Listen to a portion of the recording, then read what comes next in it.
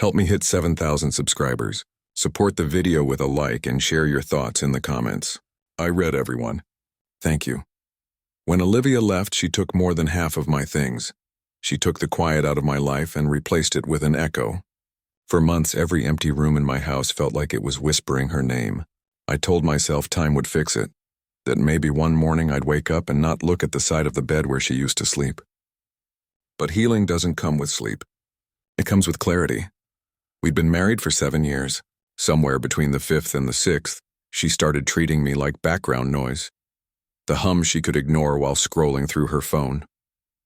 Conversations became small, dinners turned into silence, and the spark that once felt like wildfire burned into cold ash. When she left, her last words were, "I need to find myself." I told her, "You'll find yourself wherever you stop running." She didn't reply, just shut the door softly like she was scared of hearing it click. The first few months were brutal. I'd see her posts online. New outfits, new friends, a new version of her pretending happiness came easy. And I did what every broken man does and pretended I didn't care. But I did. I missed her like a habit I couldn't quit.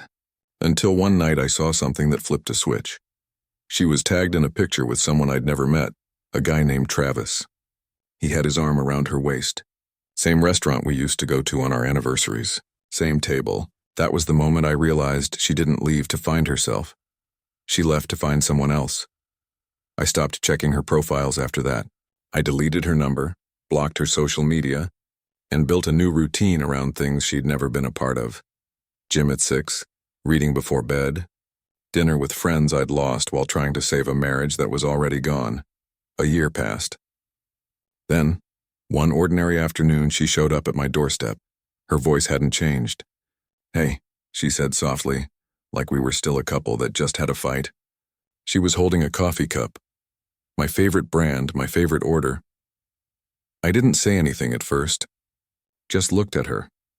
She smiled awkwardly and added, "I was in the area. Thought I'd stop by."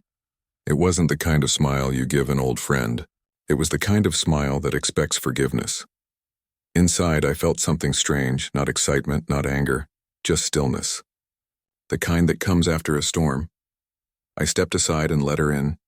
She walked through my living room like it was a museum of memories. Her eyes scanned the pictures on the wall, the furniture she once picked, the same coffee table we argued about assembling. "You kept everything," she said. I nodded. "Yeah, some things are too much trouble to replace." She laughed softly. I missed that sarcasm. I didn't answer. She sat down, crossed her legs, and asked, "So, have you been seeing anyone?" I shrugged. "I've been seeing peace. We get along fine." That line made her bite her lip, half smile, half regret. We talked for a while. About work, life, surface-level things that pretended to be casual but carried years of unfinished business. Then she sighed and said, "I made mistakes, you know. I thought the grass was greener. Turns out it was just painted." I didn't respond right away.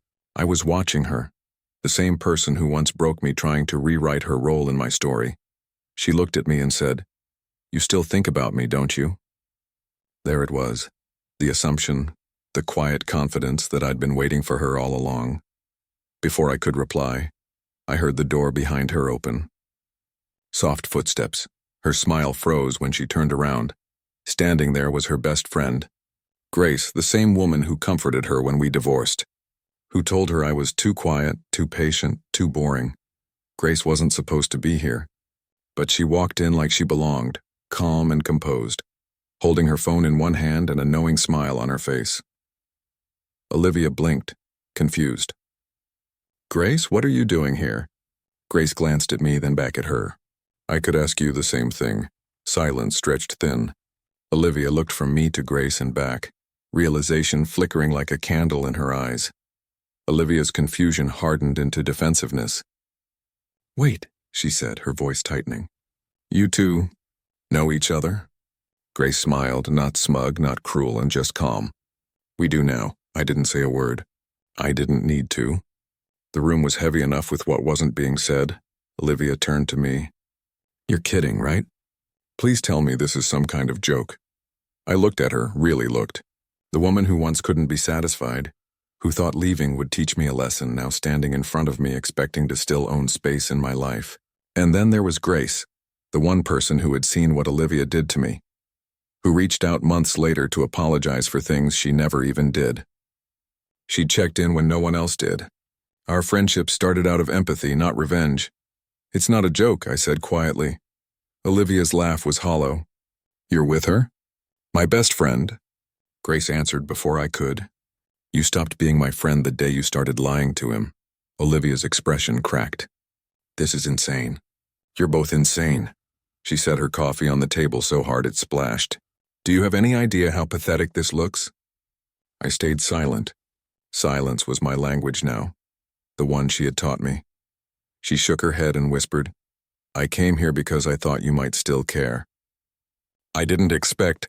She trailed off, biting down on the words. Grace stepped forward slightly, voice steady. You thought he'd be waiting, right? That he'd never move on because you were the best thing that ever happened to him? Olivia didn't answer. She just stared. At Grace, at me, at the empty space between us that used to be her safety net. I walked over to the window and looked outside. The autumn light was fading, the street calm. You know, Olivia, I said. For the longest time I kept wondering what I did wrong. Why you stopped looking at me like I mattered. Why every effort I made felt invisible. But now I get it. She turned toward me, eyes wide with some mixture of anger and guilt. Get what? That sometimes people walk out because they can't face what they've become. You didn't need space to find yourself. You needed distance from your reflection. For a moment, no one spoke. Even the clock on the wall seemed to hesitate between seconds. Olivia's voice cracked. So what now? You two live happily ever after while I look like the villain? Grace shook her head. You don't look like the villain. You just finally look honest. Olivia grabbed her purse, standing straighter, trying to salvage the last pieces of pride she had left. You'll regret this, she said to me. You think she's different, but she's not. I met her eyes. Maybe, but at least I'll find out without losing myself this time. She hesitated, maybe waiting for me to stop her. But I didn't. The door closed and the echo wasn't sad anymore. It sounded like peace. Grace let out a breath she'd been holding. You okay? I nodded. Yeah, for the first time I think I am. She smiled gently. You handled that better than I would have. I laughed a little, shaking my head. Old me would have begged her to stay. New me just wants quiet. We sat there in silence for a while. Not the heavy kind, the good kind that fills a room when nothing needs fixing.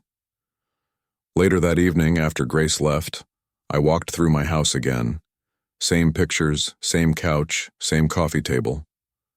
Except it didn't feel haunted anymore. It felt lived in. It felt mine.